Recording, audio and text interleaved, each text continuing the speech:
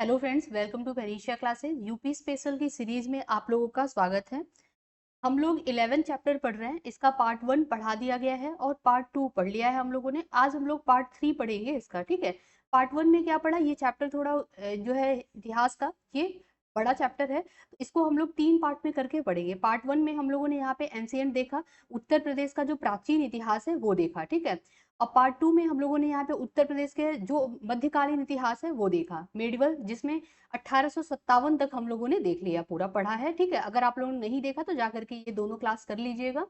आज का जो क्लास है ये बहुत इंपॉर्टेंट क्लास है, इसको डबल स्टार दे दीजिए, क्योंकि आज में हम लोग यहाँ पे भारतीय राष्ट्रीय कांग्रेस का जो आंदोलन हुआ था, क्रिप्स मिशन जब हुआ, कैबिनेट मिशन हुआ, ठीक है, भारत छोड़ो आंदोलन में उत्तर प्रदेश से कौन कहाँ से नेतृत्व कर रहा था, ये पूरा देखेंगे हम लोग आज के चैप्टर में, ठीक है। और यहाँ पे एग्जाम कैप्सूल भी देखेंगे। एग्जाम कैप्सूल इसका मतलब ये है कि जो प्रीवियस ईयर में क्वेश्चन आए हुए हैं उसको यहाँ पे शॉर्टकट में दे करके सारा दे दिया गया है, ठीक है। तो और ये जो पूरी बुक खत्म हो जाएगी तब इसके पीवाईक्यूज भी लेकर के आऊंगी, जो कि एग्जाम में आए हुए हैं, जैसे क्वेश्चन किस टाइप के क्वेश्चन आ रहे हैं, इससे आपको एग्जाम कैप्सूल से भी अंदाजा लग जाएगा, लेकिन वो जो है क्वेश्चन आंसर के फॉर्म में रहेगा, ठीक है। तो चलिए स्टार्ट करते हैं पार्ट 3। ये पूरा हम लोगों ने देख लिया था, ऐतिहासिक परिदृश्य में देख लिया था कौन कौन सी साइट्स कहाँ पे है। जैसे आलमगीरपुर जो है, ये पूरे हड़प्पा की जो साइट्स है, ये आपका पश्चिमी साइड यहाँ पे हड़प्पा का अगर लेंगे तो आलमगीर में आ रहेगा, ठीक है। और बहुत यहाँ पे देखिए पूरा देखा था हम लोगों ने, महाजनपदास देखे थे, जो कि 16 में से 8 महाजनपदा यूपी में, ठीक है। यहाँ पे सारी राजधानियां दी हुई, ये पूरा हम लोगों ने पढ़ लिया है। तो चलिए हम लोग आते हैं सीधे मॉडर्न पे, वो पढ़ते हैं 1857 के बाद से। ये 1857 यहाँ तक पूरा पढ़ा दिया गया है। आज जो है हम लोग पढ़ेंगे प्रदेश में स्वतंत्रता आंदोलन से संबंधित जो महत्वपूर्ण फैक्ट है वो देखेंगे। थोड़ा सा जूम कर देती हूँ तो आप लोग को अच्छे से दिखेगा।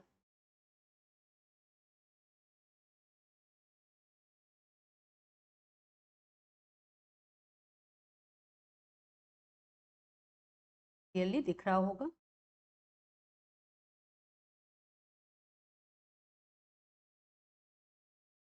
चलिए स्टार्ट करते हैं।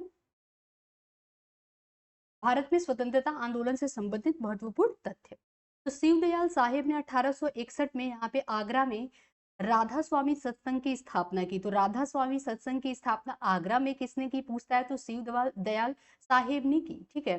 अंग्रेजी शासन के खिलाफ यहाँ पे जिहाद का नारा देने के उद्देश्य से 1866 में मोहम्मद कासिम ननोतवी और रशीद अहमद गंगोही ने देवबंद आंदोलन जो है, ये इस्लामी मदरसों की स्थापना करने के लिए देवबंद आंदोलन की शुरुआत की गई थी, उत्तर प्रदेश से ही शुरू की गई थी। किसने शुरू किया था ये इंपॉर्टेंट हो जाता है, कब शुरू हुआ था ये भी बहुत इंपॉर्टेंट है।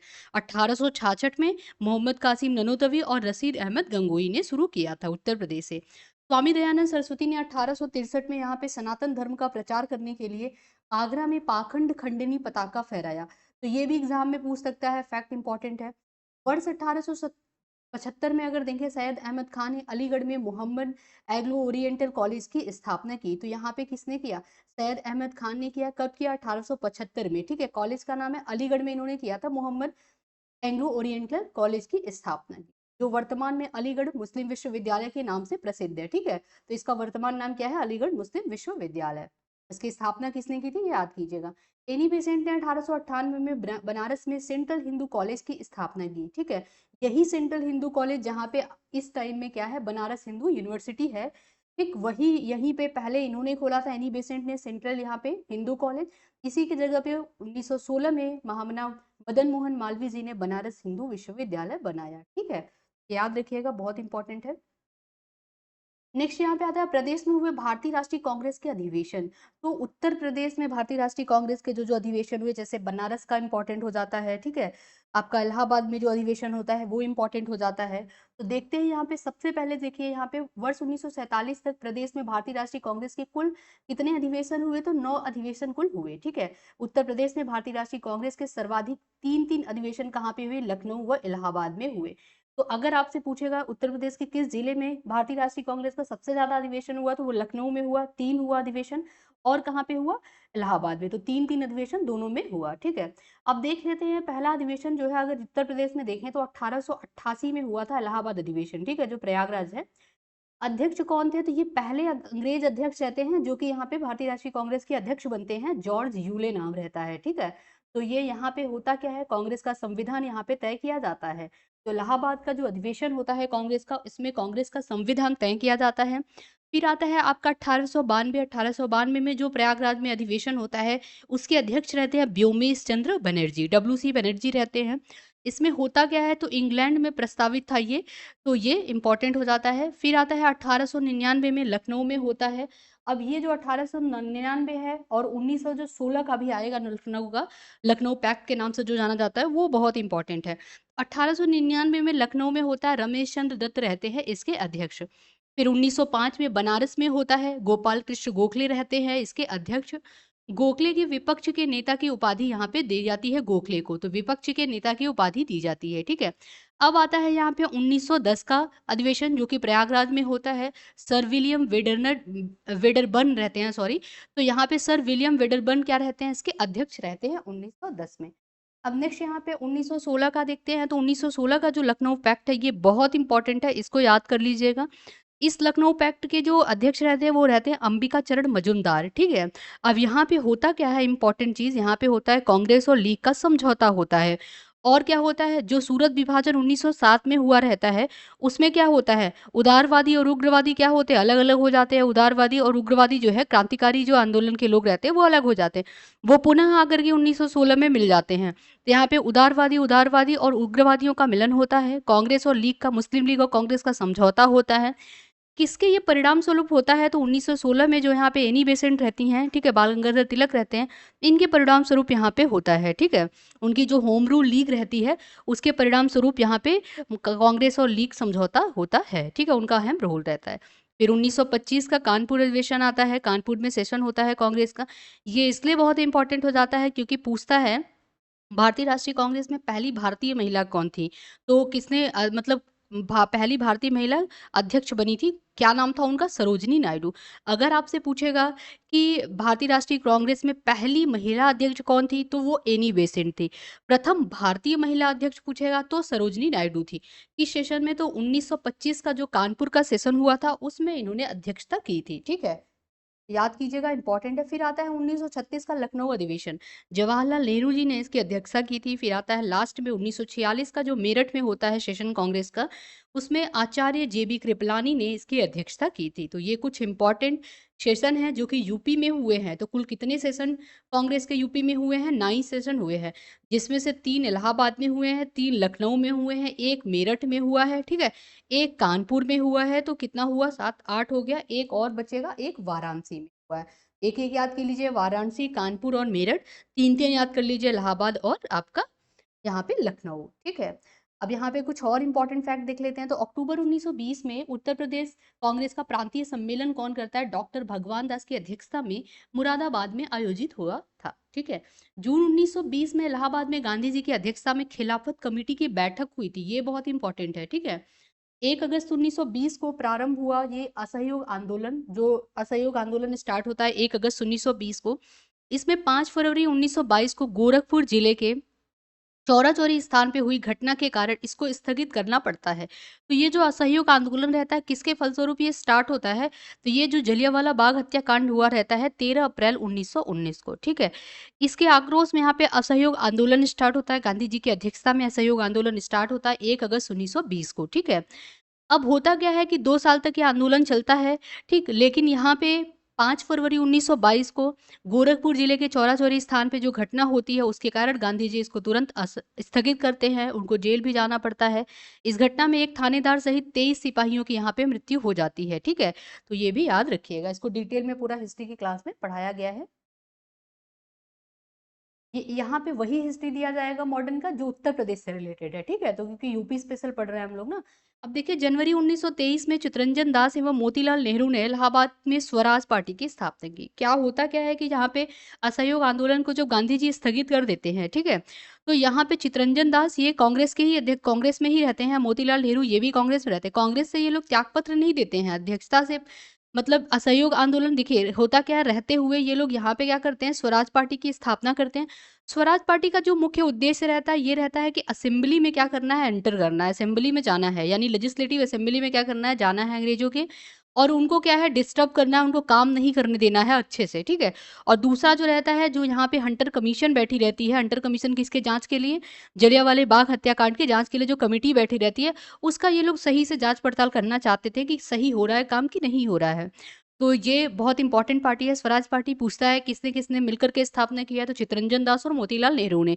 किसके बाद हुआ था? तो 1922 के बाद, 1922 में जब असहयोग आंदोलन यहाँ पे निरस्त होता है, इसको क्या करते हैं, स्थगित करते हैं जब फरवरी 1922 में, तो होता है ये स्टार्ट होता है जनवरी 1923 में यहाँ पे स्वराज पार्टी की स्थापना की जाती है। इसके अध्यक्ष रहते हैं चित्तरंजन दास और महासचिव रहते हैं मोतीलाल नेहरू। ये भी याद कर लीजिएगा, उल्टा करके दे देता है कि महासचिव हैं चित्तरंजन दास और आपसे पूछेगा अध्यक्ष जो है वो मोतीलाल नेहरू। तो आप याद कीजिएगा, अध्यक्ष चित्तरंजन दास जी थे, महासचिव थे मोतीलाल नेहरू। ऐसे ट्रिक से भी याद कर सकते हैं, एमएम से याद कर लीजिए, ठीक है? महासचिव मोतीलाल नेहरू, ठीक? तो ये याद हो जाएगा। अब आते हैं यहाँ पे, बाबू शिव प्रसाद और भगवान दास ने असहयोग आंदोलन के दौरान 10 फरवरी 1921 को बनारस में राष्ट्रीय शिक्षा के विकास हेतु काशी विद्यापीठ की स्थापना की।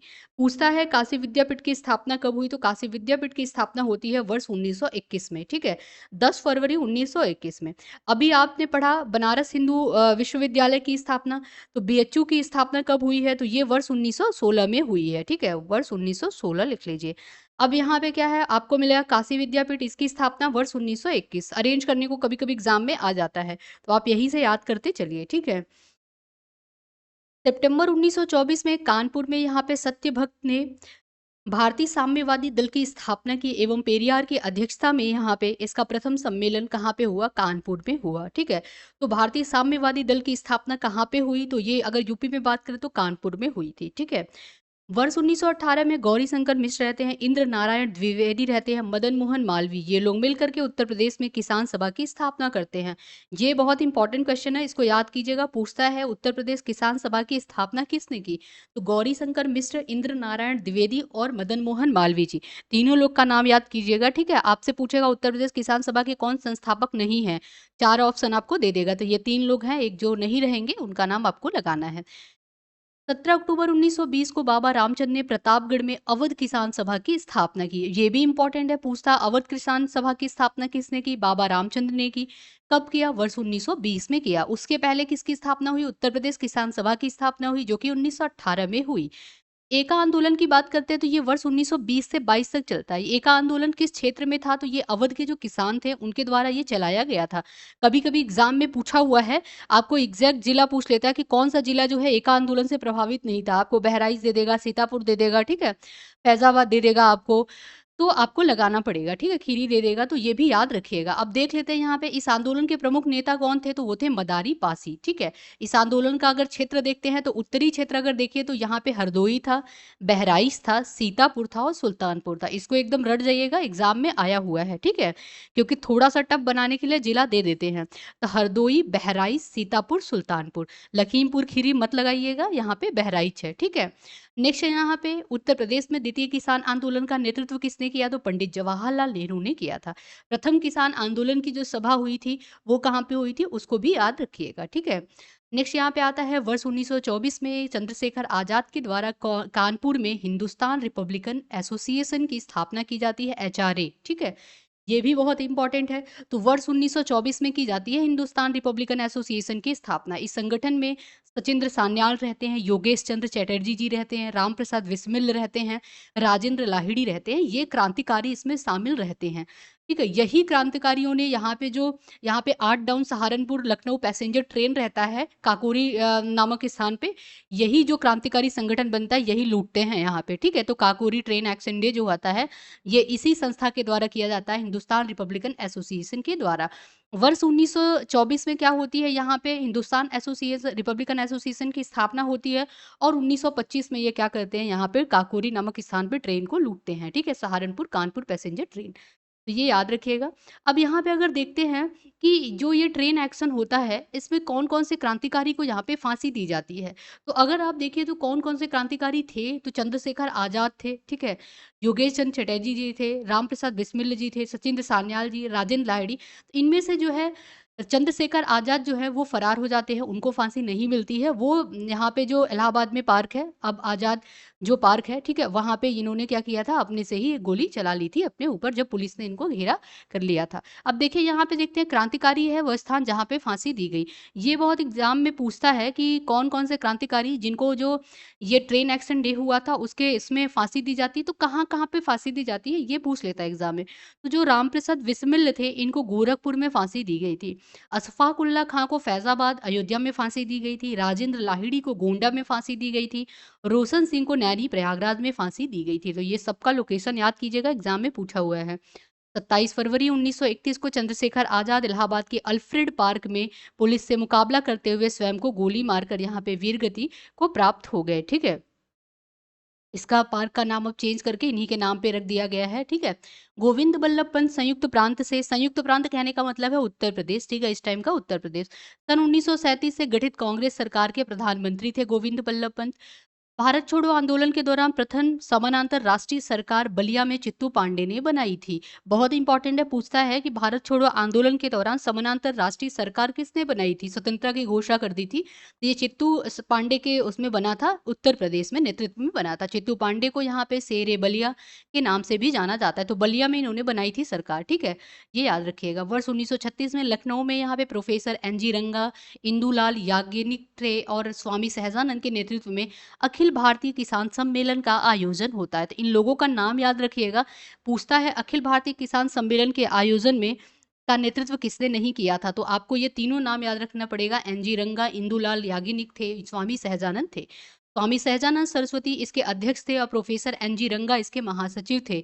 तो अध्यक्ष कौन थे, सहजानंद सरस्वती। और यहाँ पे अगर देखिए, यहाँ पे अध्यक्ष जो थे, सॉरी, NG रंगा थे, महासचिव इसके NG रंगा और अध्यक्ष सहजानंद सरस्वती। ये याद कीजिएगा, ठीक है?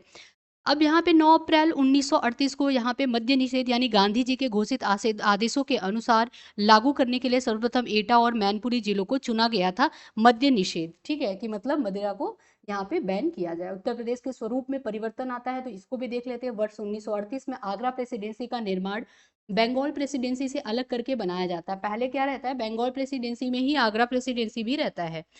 फिर 1933 में इसको आगरा प्रेसिडेंसी को अलग किया जाता है बंगाल प्रेसिडेंसी से। अब फिर उसके बाद आता है 1936 में इसका नाम क्या कर दिया जाता है, चेंज करके, आगरा प्रेसिडेंसी से इसका नाम चेंज करके उत्तर पश्चिम प्रांत रख दिया जाता है, ठीक है?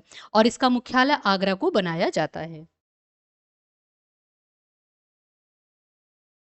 नेक्स्ट यहाँ पे फिर 1856 में क्या होता है, इनके स्वरूप में चेंज उत्तर प्रदेश के। 1856 में डलहौजी द्वारा अवध को जो है ब्रिटिश साम्राज्य में शामिल कर लिया जाता है 1856 में। 1858 में इस प्रांत का मुख्यालय आगरा से बदल करके कहाँ किया जाता है, प्रयागराज में कर दिया जाता है। 1869 में आगरा से उच्च न्यायालय को स्थानांतरित करके इलाहाबाद में क्या किया जाता है, स्थापित किया जाता है। ये बहुत इंपॉर्टेंट है, कब यहाँ पे उच्च न्यायालय को स्थानांतरित किया जाता है, कहाँ से, यहाँ पे आगरा से स्थानांतरित करके प्रयागराज बनाया जाता है। ये 1859 में प्रयागराज बनाया जाता है। 1877 में इस प्रांत का नाम उत्तर पश्चिम प्रांत आगरा एवं अवध कर दिया जाता है और 1902 में इसका नाम बदल करके आगरा और अवध संयुक्त प्रांत कर दिया जाता है, ठीक है? संयुक्त प्रांत नाम से फेमस है। और देख लेते हैं यहाँ पे कैसे कैसे स्वरूप में परिवर्तन हुआ। तो नवंबर 1925 में प्रदेश की राजधानी इलाहाबाद से कहाँ बदलती है, लखनऊ स्थानांतरित की जाती है। इसको आप डबल स्टार कीजिए, बहुत बार एग्जाम में पूछा है कि किस वर्ष राजधानी उत्तर प्रदेश के इलाहाबाद से कहाँ ट्रांसफर की जाती है, लखनऊ। तो 1925 में। प्रदेश का उच्च न्यायालय इलाहाबाद में बना रहा, ठीक है? लेकिन देखिए होता क्या है कि राजधानी तो चेंज कर दी जाती है, यहाँ पे ट्रांसफर कर दी जाती है इलाहाबाद से लखनऊ, लेकिन जो उच्च न्यायालय रहता है वो इलाहाबाद ही रहता है। लखनऊ में उच्च न्यायालय की एक न्यायपीठ की स्थापना की जाती है। फिर 1937 में क्या होता है, इस प्रांत का संक्षिप्त करके इसको संयुक्त प्रांत कर दिया जाता है। एग्जाम में पूछता है उत्तर प्रदेश का नाम जो है ये कब संयुक्त प्रांत रहता है, तो वर्ष 1937 में कर दिया जाता है संयुक्त प्रांत। स्वतंत्रता प्राप्ति के पश्चात 24 जनवरी 1950 को इस क्षेत्र का नाम बदल करके क्या किया जाता है, उत्तर प्रदेश किया जाता है। इसी 24 जनवरी के उपलक्ष्य में 24 जनवरी को क्या मनाया जाता है, 2018 से, जब से योगी जी ने ये स्टार्ट किया है, ठीक है? तो 24 जनवरी को उत्तर प्रदेश डे मनाया जाता है, उत्तर प्रदेश दिवस मनाया जाता है इसी के चलते, ठीक है? तो याद रखिएगा कब उत्तर प्रदेश बना, तो 24 जनवरी 1950 को बना। संयुक्त प्रांत से बदल करके नाम उत्तर प्रदेश कर दिया गया। 24 जनवरी 1950 को भारत के गणतंत्र बनने के साथ ही यह भारतीय संघ का क्या बन गया, राज्य बन गया। तो ये सारे इंपॉर्टेंट पॉइंट थे, आई होप आप लोग को क्लियर हुआ होगा। अब थोड़े एग्जाम कैप्सूल जो एग्जाम में आए हुए हैं वो क्वेश्चन देख लेते हैं हम लोग। देखिए एग्जाम कैप्सूल जो है ये जो प्रीवियस ईयर में क्वेश्चन आए हुए हैं वही क्वेश्चन इसमें दिया गया है, ठीक है। तो देखिए वर्ष 1924 में संयुक्त प्रांत यहाँ पे उत्तर प्रदेश के किस शहर में संपूर्ण भारत की क्रांतिकारियों की बैठक बुलाई गई थी? तो कानपुर में बुलाई गई थी। यूबीपीसीएस जे में पूछा हुआ है। उत्तर प्रदेश के किस नगर में सर्वप्रथम भारतीय राष्ट्रीय कांग्रेस का वार्षिक अधिवेशन हुआ? तो इलाहाबाद में हुआ। उत्तर प्रदेश में वैष्णववाद के यहाँ पे सनकादी संप्रदाय का संस्थापक कौन था? निम्बार्काचार्य थे, ठीक है। किस फ्रांसीसी यात्री ने काशी को भारत का एथेंस कहा था? तो ये बर्नियर ने कहा था काशी को भारत का एथेंस। इसमें आया है यूपीपीसीएस एई में आया है 2021 में, और यहाँ पे एई पेपर 2 में भी 2021 में ही आया हुआ है। चंदावर का युद्ध होता है 1194 में। इसमें राजा जयचंद जो रहता है वो मोहम्मद गोरी से पराजित होता है। जो चंदावर रहता है उसकी वर्तमान भौगोलिक स्थिति कहाँ पे है? चंदावर का जो युद्ध होता है, चंदावर जो है ये उत्तर प्रदेश के इटावा जनपद में यमुना नदी के तट पे है चंदावर, ठीक है। होता क्या है ये मोहम्मद गोरी, और यहाँ पे देखिए जो मोहम्मद गोरी रहता है तराइन का पहला युद्ध होता है उसमें हार जाता है। तराइन का द्वितीय युद्ध होता है पृथ्वीराज चौहान के साथ, इसमें मोहम्मद गोरी जीतता है। फिर उसके बाद पृथ्वीराज चौहान जो उसके दुश्मन रहते हैं उनका तो ये खात्मा कर देता है। अब कौन बचते हैं? अब बचते हैं यहाँ पे राजा जयचंद्र, ठीक है। पहले क्या रहता है? पृथ्वीराज चौहान और राजा जयचंद्र में युद्ध चलता रहता है, ये लोग आपस में दुश्मन रहते हैं। लेकिन अब मोहम्मद गोरी को क्या करना था? अधिकार करना था। तो अब जब पृथ्वीराज चौहान नहीं रहे तो अब राजा जयचंद्र इसका दुश्मन हो गया। तो अब क्या होता है यहाँ पे, जब प्रथम युद्ध द्वितीय युद्ध तो हो जाता है, फिर चंदावर का युद्ध करता है 1194 में, जिसमें जयचंद को भी ये हराता है, ठीक है। फिर उसके बाद कुतुबुद्दीन ऐबक आता है जो कि यहाँ पे गुलाम वंश की स्थापना करता है, और ये मोहम्मद गोरी चला जाता है अपने देश, ठीक है। तो याद रखिएगा प्रथम युद्ध 1100 आपका होता है 91 में नहीं 91 में होता है, और 92 में द्वितीय होता है, ठीक है, और 94 में यहाँ चंदावर का युद्ध होता है, याद कीजिएगा। कौन सी सिंधु घाटी सभ्यता का स्थल उत्तर प्रदेश में है? तो हुलास जो है उत्तर प्रदेश में है। कौन सा क्रांतिकारी काकोरी ट्रेन कांड में से संबंधित नहीं है? तो खुदीराम बोस संबंधित नहीं है, ठीक है। कौन कौन से हैं? तो जो एचआरए के संगठन बना था हिंदुस्तान रिपब्लिकन एसोसिएशन, इसी के जो क्रांतिकारी थे यही इससे रिलेटेड हैं, याद रखिएगा। पूरा यहाँ डिटेल में पढ़ाया गया है इसलिए यहाँ पे शॉर्टकट में बता दे रही हूँ।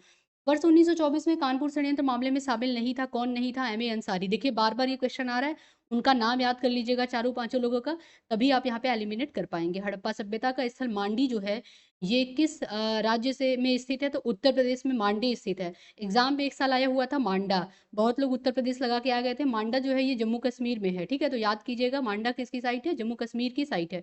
मांडी जो है ये उत्तर प्रदेश में है। शेषासुरी का अंतिम अभियान किस राज्य के विरुद्ध था? तो कालिंजर के विरुद्ध था, जो कि यूपी में है, ठीक है। अब यहाँ पे जो है किस नगर को यहाँ पे महोदय श्री के नाम से जाना जाता है? तो कन्नौज को महोदय श्री के नाम से जाना जाता है। ये क्वेश्चन देख लेते हैं, किस वर्ष उत्तर प्रदेश के किले पर अंग्रेजों का अधिकार हुआ था? प्रयागराज के किले पर। तो वर्ष 1797 में हुआ था। यूपी आरओ प्रीलिम्स 2021 में ये क्वेश्चन पूछा हुआ है, इंपॉर्टेंट क्वेश्चन है। किस वर्ष वर्तमान उत्तर प्रदेश का प्राय संपूर्ण क्षेत्र बंगाल प्रेसिडेंसी से अलग करके आगरा प्रेसिडेंसी के अधीन कर दिया गया? 1833 में किया गया। ये भी कब पूछा हुआ है? 2021 में जब यूपी आरओ का पेपर हुआ है उसमें पूछा हुआ है। तो देखिए ये उत्तर प्रदेश का जो स्वरूप हम लोगों ने देखा उससे क्वेश्चन बनता है, ठीक है। तो आप लोग याद कीजिएगा, बहुत इंपॉर्टेंट है। काकोरी षड्यंत्र केस में प्रधान आरोपी पंडित जो राम प्रसाद बिस्मिल को उत्तर प्रदेश के किस शहर में फांसी दी जाती है? तो ये भी आरओ में आया हुआ है, गोरखपुर से, ठीक है। गोरखपुर में इनको फांसी दी जाती है। उत्तर प्रदेश स्वाधीनता आंदोलन के समय ही जो एका बृहद आंदोलन होता है इसका आरंभ मतलब इसका नेतृत्व कौन करते हैं? तो मदारी पासी जी करते हैं। कौन कौन सा जिला यहाँ पे है? तो सीतापुर है, बहराइच है, ठीक है, हरदोई है। ये याद रखिएगा, इंपॉर्टेंट है, जिला आता है एग्जाम में, इससे भी क्वेश्चन।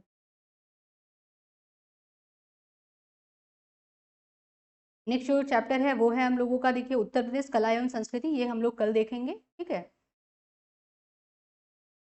अब यहाँ पे देख लेते हैं अखिल भारतीय किसान सभा की स्थापना कब होती है? तो 1936 में होती है, लखनऊ में होती है, ठीक है। अवध राज्य का ब्रिटिश साम्राज्य में विलय कब होता है? तो 1856 में अवध राज्य का ब्रिटिश साम्राज्य में विलय होता है, डलहौजी के शासनकाल में होता है।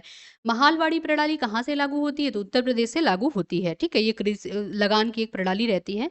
महापरिनिर्वाण मंदिर ये कहाँ पे है? ये कुशीनगर में महापरिनिर्वाण मंदिर स्थित है, ठीक है। बुद्ध से रिलेटेड है, गौतम बुद्ध से। वह प्राचीन स्थल जहाँ पे यहाँ पे 60,000 मुनियों की सभा में संपूर्ण महाभारत कथा का वाचन किया गया था। तो 60,000 मुनियों की सभा में संपूर्ण महाभारत कथा का वाचन किया गया था, ये है नैमिषारण्य, ठीक है। नैमिषारण्य जो है इंपॉर्टेंट है ये। अमीर खुसरो किस स्थान से संबंधित है? पटियाली से संबंधित है ये। रूबी दरवाजा उत्तर प्रदेश के लखनऊ में स्थित है, ठीक है? ये सब रिपीट हो रहा है। 1857 के विद्रोह में कानपुर के नेता कौन थे? नाना साहेब थे। ये सारे नेता आप लोग याद कीजिएगा। किसे शेरे बलिया के नाम से जाना जाता है? चित्तू पांडे को जाना जाता है, ठीक है? और यहाँ पे वाल्मीकि का जो आश्रम है ब्रह्मवर्त में था, जो कि अभी वर्तमान में देखें तो ये बिठूर में है, ठीक है? और छठी सदी बीसी के दौरान उत्तर प्रदेश के किन क्षेत्रों में को यहाँ पे चेदी कहा जाता है? तो चेदी वंश, यानी जो उस टाइम में अगर महाजनपद काल में चेदी झा वंश था, ये अगर देखें वर्तमान में लोकेशन तो बुंदेलखंड का एरिया आता है, ठीक है? गुप्त काल में टेराकोटा यानी पक्की मिट्टी मिट्टी के ईंटों से बना हुआ जो भीतर गांव मंदिर है उत्तर प्रदेश के कहाँ पे स्थित है? तो कानपुर में स्थित है। बहुत इंपॉर्टेंट है ये टेम्पल। ये मेंस में भी इससे क्वेश्चन बनता है। तो आई होप फ्रेंड्स आप लोग को क्लियर हुआ होगा। कोई भी डाउट होगा तो आप लोग कमेंट कीजिएगा। नेक्स्ट जो लेक्चर रहेगा इसमें हम लोग उत्तर प्रदेश की कला और संस्कृति पढ़ेंगे, ठीक है? तो आज हम लोग यहीं तक रखते हैं, फिर नेक्स्ट क्लास में मिलती हूँ। तब तक के लिए आप लोग इसको देखिए, ज़्यादा से ज़्यादा शेयर कीजिए, लाइक कीजिए, चैनल को सब्सक्राइब कीजिए, ठीक है? धन्यवाद।